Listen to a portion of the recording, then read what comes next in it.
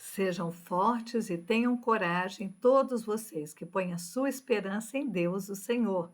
Salmo 31, 24. Bem-vindo ao nosso pequeno grupo da Igreja Batista Casa de Paz, onde estudamos juntos a palavra de Deus. Queremos convidar você que já se inscreveu a ativar o sininho, compartilhar o vídeo com seus amigos e deixar o seu like. Se você ainda não se inscreveu, inscreva-se, participe conosco. Nós queremos parabenizar os nossos aniversariantes. Dia 13 foi o aniversário da querida irmã Adneia. Amanhã, dia 17, será aniversário do irmão Josemar e também da irmã Sônia, do PGM Frei Orlando. No dia 21 será aniversário do José Alves e no dia 30 será o aniversário da querida irmã Kátia, anfitriã de PGM, membro também de nossa igreja. Desejamos que Deus abençoe os aniversariantes com muitos anos de vida, saúde, paz, sabedoria, alegrias e realizações em todas as áreas de sua vida. Vamos orar, Senhor. Queremos colocar a tua palavra em prática na nossa vida. Ajuda-nos a aprender e a aprendermos cada dia mais do Senhor. Em nome de Jesus é que oramos. Amém. O nosso tema de hoje é encorajando os fracos. Você já precisou de um encorajamento para prosseguir na sua vida cristã? Já se sentiu fraco e clamou por socorro? É tão bom receber palavras de encorajamento, não é mesmo? A Bíblia está recheada delas. O próprio Cristo nos disse para termos bom ânimo, pois ele venceu o mundo. Que encorajamento melhor do que esse? Entretanto, você já parou para pensar que para ser encorajados precisamos estar com medo, apreensivos, sentindo-nos fracos, talvez? Às vezes, Deus permite que situações aconteçam em nossas vidas para nos disciplinar, para que venhamos a experimentar as consequências dos nossos próprios pecados. O texto que vamos ler hoje, vamos estudar juntos hoje, é o Salmo 38, versos de 1 a 39, versos de 1 a 7. Abra aí a sua palavra para nos acompanhar e eu vou ler aqui. Vou ler na nova tradução na linguagem de hoje. Eu disse: vou ter cuidado com a minha maneira de viver e não vou deixar que a minha língua me faça pecar. Enquanto os maus estiverem em volta de mim, não falarei nada. Fiquei calado, não disse uma palavra, nem mesmo a respeito de coisas boas. Mas o meu sofrimento piorou ainda mais. O meu coração ficou muito aflito. Quando mais eu pensava, mais agoniado ficava. Então comecei a perguntar: ó Senhor Deus, quanto tempo ainda vou viver? Mostra-me como é passageira a minha vida. Quando é que vou morrer? Como é curta a vida que me deste diante de ti, a situação diante de ti, a duração da minha vida não é nada. De fato, o ser humano é apenas um sopro. Ele anda por aí como uma sombra. Não adianta nada ele se esforçar a juntar riquezas, mas não sabe quem vai ficar com elas. E agora, Senhor, o que posso esperar? A minha esperança está em ti. Que maravilha saber que a nossa esperança está em Deus. Davi escreveu esse salmo como um lamento ao Senhor, um clamor a Deus diante das dificuldades que ele estava enfrentando. Ele fala das suas dificuldades, não só físicas, como feridas em sua carne, mas dores no corpo e nos ossos, peso nas costas, mas também dificuldades emocionais. Quantas vezes os problemas parecem que são tão pesados que parece que ficamos encurvados diante dos problemas, das dificuldades. Mas há também as feridas emocionais, as feridas espirituais, como as feridas emocionais, como ansiedade, solução, solidão e até mesmo o medo, a tristeza. E Davi se sentiu desencorajado. Mesmo diante de tudo isso, no verso 7, ele clama ao Senhor. Ele diz: e agora, Senhor, o que posso esperar? A minha esperança está em ti. Então, o salmista aqui resolve vigiar os seus caminhos e pensamentos, meditando sobre a brevidade da vida. Ele quer saber qual é o comprimento dos seus dias. Instintivamente, a maioria das pessoas percebe que muitos de seus problemas são resultados direto do seu falar, né? Quantas vezes falamos o que não devemos? É humano preencher o tempo com tagareirices, sem sentido, é humano especular e comentar sobre coisas que não são da nossa conta, como a vida dos outros. É humano contar a verdade sobre alguém quando ninguém precisa saber os detalhes, as falhas da vida dos outros. Tiago, nosso irmão Tiago, no capítulo 3, versos 2 e 3, nos diz: todos nós sempre cometemos erros. Quem não comete nenhum erro no que diz é uma pessoa madura, capaz de controlar todo o seu corpo. Até na boca dos cavalos nós colocamos um freio para que nos obedeçam, e assim fazemos com que vão onde queremos, mas muitas vezes a gente não coloca um freio na nossa língua, né? Então, Tiago está nos advertindo que a língua é tão selvagem e imprudente como um cavalo indomado. Então, Davi, nesse salmo, ele dá sentido à sua impotência. Ele está sentindo a sua impotência em dominar a sua própria língua, tem medo de dizer coisas que vão machucar ou que vão incomodar, e até mesmo o que precisa ser dito, ele fica calado. Ele freia sua língua. No entanto, o silêncio não resolve o problema, pois o seu coração arde com reclamações que estão contidas dentro dele, e ele louva a Deus. Em desespero, ele clama por perdão pela conversa tola, pelo comportamento intencional, e pede a Deus que abra sua boca e o controle. Ele diz, e o controle até o que ele diz. O Salmo 39 nos ajuda, então, a ver quão tolos nós somos ao nos absorvermos com assuntos que durarão apenas um curto período de tempo. O perdão está a nosso alcance. Deus quer que peçamos perdão a Ele. Ele quer trazer todos os nossos conflitos para o seu controle. Davi fez a pergunta no verso 7: que estou esperando? Minha esperança está em ti. Em quais momentos de sua vida você se sente fraco? Nesses momentos, você tem buscado o Senhor? O pano de fundo desse cântico de Davi foi a dor que ele sentiu e levou a refletir sobre a própria mortalidade, sua fragilidade, a fragilidade de vida de todas as pessoas. Duas vezes ele afirma: todo homem é pura vaidade. Essa expressão também ela pode ser vista uma outra tradução da Bíblia, a nova versão internacional. Ele diz: de fato, o homem não passa de um sopro. A aflição de Davi o levou a pensar sobre a fragilidade da sua vida aqui no mundo. E o rei diz que resolveu se manter calado até para não falar o bem na presença dos ímpios. Ele disse: eu vou ter cuidado com a minha maneira de viver e não vou deixar que a minha língua me faça pecar.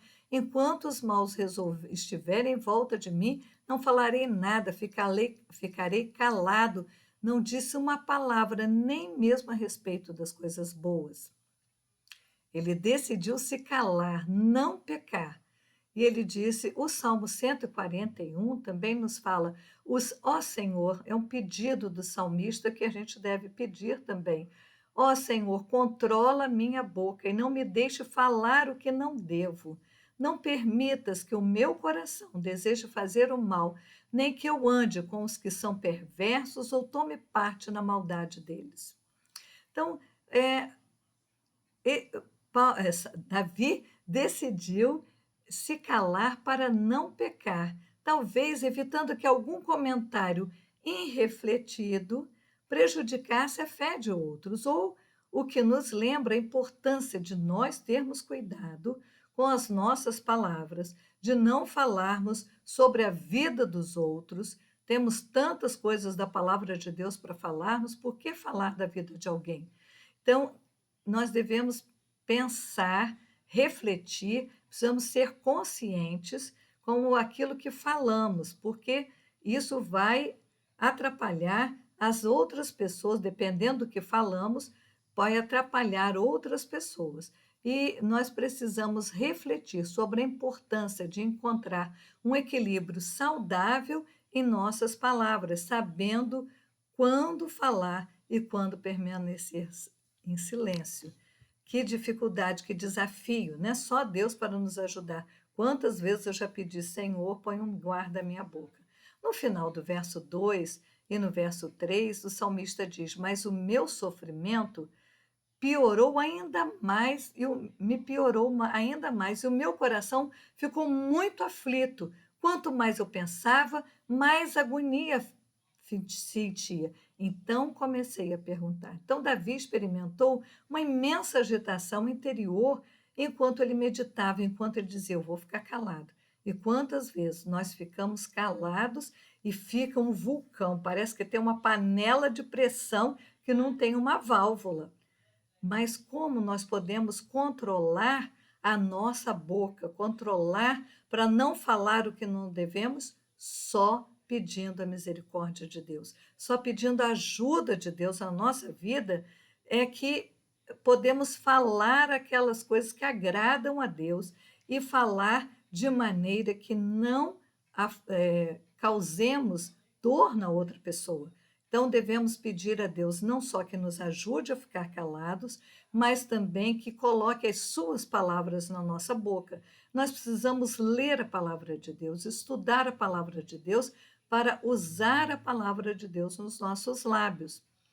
Davi, então, estava com aquela agitação, seu coração parecia que estava inflamado, ele sentiu urgência de falar. E nós precisamos pedir ao Espírito Santo que nos ajude a falar apenas aquilo que glorifique o nome do Senhor. Davi buscou também mais entendimento sobre a brevidade da vida quando ele diz: Dá-me, Senhor, a conhecer o meu fim e qual é a soma dos meus dias, para que eu reconheça a minha fragilidade e o Senhor deixa aos meus dias o comprimento de alguns palmos. Você já viu o comprimento do seu palmo?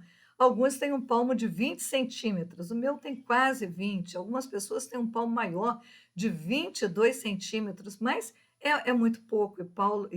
Desculpa, Davi compara a brevidade da vida a palmos. Então, na verdade, todo homem, por mais firme que esteja, a sua vida é breve, é uma vaidade. Ele reconhece, o salmista reconhece sua fragilidade e busca a compreensão da brevidade, como a vida é pequena, termina tão rápido. Ele clama a Deus para que faça perceber como a sua vida é frágil, porque ele, como rei, ele podia se sentir tão importante, se vangloriar, mas nós devemos ser humildes diante de Deus e reconhecer que não somos nada, que a nossa vida é tão pequena. Isso nos lembra da importância de reconhecer nós mesmos, reconhecermos a fragilidade da nossa vida e reconhecer a necessidade de buscar a sabedoria e orientação de Deus para o pouco tempo de vida que temos aqui na Terra em relação à eternidade que estaremos com Deus, né? Davi compara a brevidade da vida com a insignificância, já falei, da medida de um palmo, e quão sem importância é a vaidade de confiar na nossa própria força, na nossa própria capacidade, nas nossas realizações. Isso nos leva a refletir sobre a necessidade de reconhecer a soberania de Deus sobre o tempo, porque se Deus cortar o nosso fôlego, partiremos daqui dessa vida.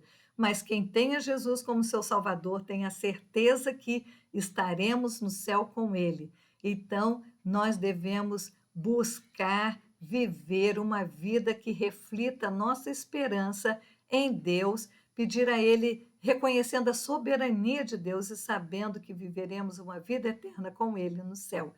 Davi entendeu que a preocupação em acumular riquezas nessa vida é fútil. Ele diz no verso 6: com efeito, passa o homem como uma sombra, em vão se inquieta, acumula tesouros e não sabe quem vai os herdar.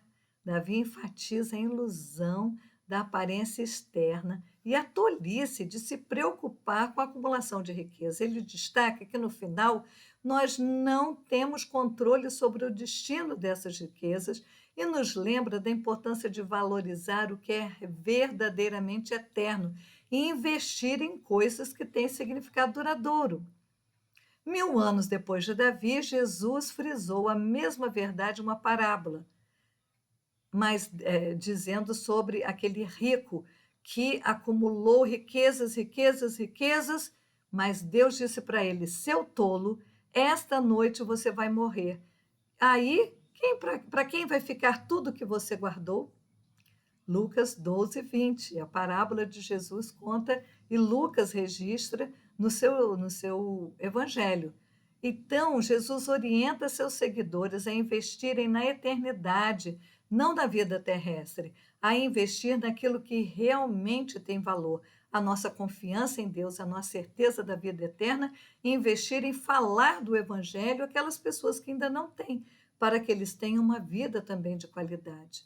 E o verso 7, Davi diz: e agora, Senhor, o que espero? Ele sabe que a vida é breve, ele sabe que às vezes ele fala mais do que devia e que ele ficar calado ele não consegue, ele precisa que Deus o ajude a saber a hora de falar, a hora de calar. E ele diz que tudo que como depois Provérbios também, né, o seu filho Salomão, escrevendo em Provérbios, diz que tudo é vaidade. Então, tudo que pensar em guardar, acumular riquezas aqui no mundo, a gente não sabe os nossos herdeiros o que farão com essas riquezas. Será que vale a pena trabalhar tanto, acumular riquezas? Então, diante de tudo isso, o salmista diz: e agora, Senhor, o que espero? Ele considera um mundo vão de os esforços infrutíferos do homem, daquilo que tanto deixou perplexo, embaraçado e perturbado. O salmista agora se volta para Deus e olha para ele como fonte de consolação. Voltando para Deus, ele tem visões mais alegres da vida. A expressão o que espero, ele está dizendo o que agora espero é que a minha esperança, ele está dizendo, a minha esperança, Senhor, está baseada no teu poder, na tua soberania, onde eu poderia encontrar a alegria para a minha vida e reconforto para a minha vida, para as dificuldades que enfrento.